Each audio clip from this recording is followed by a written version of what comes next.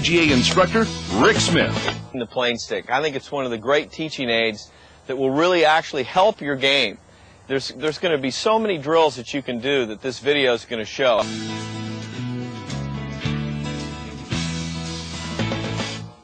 It's very important to set up the plane stick correctly. As you can see, there is a string alignment that should be going to your target. We want it going directly to the target. And you can see when I'm outside, I can use the T and put it in the end of the string. Now, what I'd like to do from this standpoint is then straddle the plane stick, get into position, and put the club head to where the string is going right through the center of the club face. Now, with your right hand, you want to go ahead and take hold of the plane adjustment, and this is kind of the shaft rod plane that we talk about.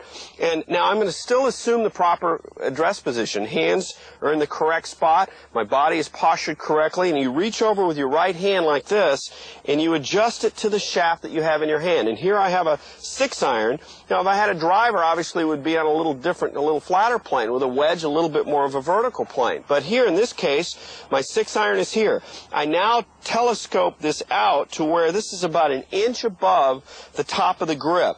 Now what I'm going to do is come back down. I know it's in the same line, and I'm going to go ahead and turn this to the right and lock it in, and I'm also going to lock this in here so that the plane does not move. It's important to tee the golf ball out in front of the string.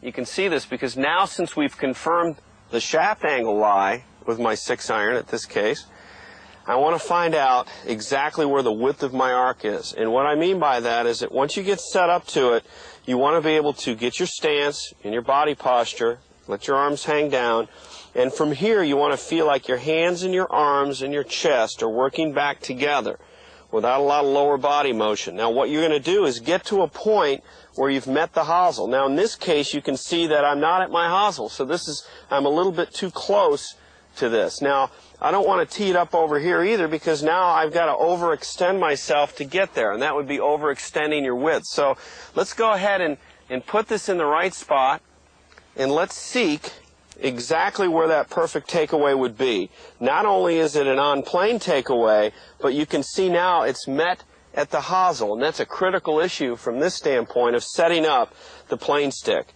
Again, you can see the hands and the arms and the chest are working back.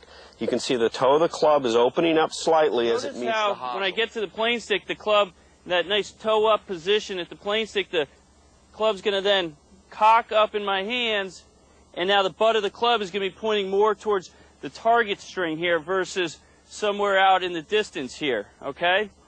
That helps you balance your club up.